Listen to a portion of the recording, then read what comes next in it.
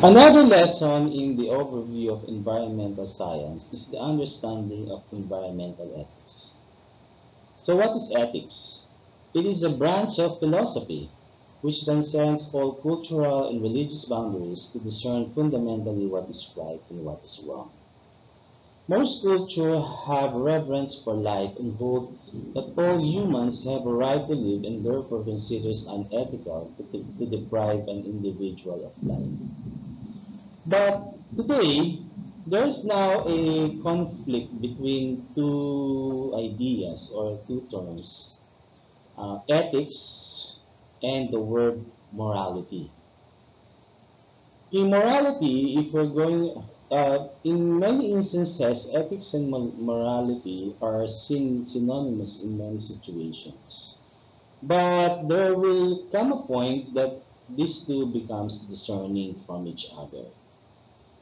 Okay? For example, the ethics is actually what you may consider as a divine law or as a divine basis for determining what is right or wrong. Whereas for morals, morals is dictated by the sign of the times. And it may suggest or it may be seen that one actions that are immoral in the past becomes moral today.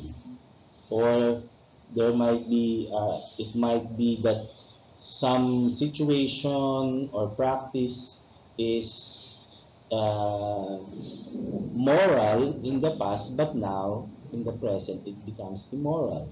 So therefore, this is the point by which ethics now clearly transcends morality, because ethics is something that is higher in the level of what we may consider altruism, or giving consideration to the needs of man, the needs of your fellow man, while morality somehow will be dictated by what majority of a society is tolerating or is practicing at that very moment. Okay, so in contrast, morals reflect the predominant mindset, as I had mentioned earlier, of a society about ethical issues at a distinct time and period. Although most cultures share the same view that it is certainly unethical to kill a person. Okay, in my opinion, one of the controversial moral issues that is a burning issue here in Philippine society today is the war on drugs, wherein the president in his program of trying to eradicate drugs in our society considers you know, killing suspects uh, a moral act, because he believes that it is the right of the drug abuse victim that should prevail over the right of the drug pusher, and in so doing, the rights of the drug pusher are no longer recognized, and therefore makes it moral for um, people in authority to execute, uh, even without the benefit of a trial to determine his guilt. So it's now a burning moral issue, war on drugs. Okay, there are several theories on moral responsibility in terms of the environment, in the context of environmental science. First, we have the anthropocentric or human-centered. Then we have the biocentric theory and the ecocentric theory. Okay, anthropocentric or human-centered theory suggests that environmental responsibility is derived from human interest alone. In the illustration, you will see that humans only protect the environment as long as it benefits from the environment. Otherwise, they do not feel that they have the moral obligation to protect the environment if they are not deriving any benefit from it. And it is assumed that only human beings are morally significant organisms. And people only have a duty toward the environment provided that it is in the pursuit of human interests. And the fruits or the benefits that the environments provide will be enjoyed by the present and the future generations of people.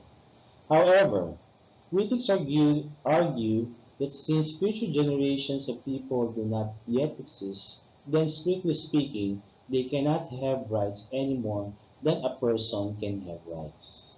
So this is actually an old, this is an old moral doctrine, because today that is no longer applicable because of many landmarks decisions that the Supreme Court has taken in view of several controversial environmental cases. Okay, the next theory is about biocentrism.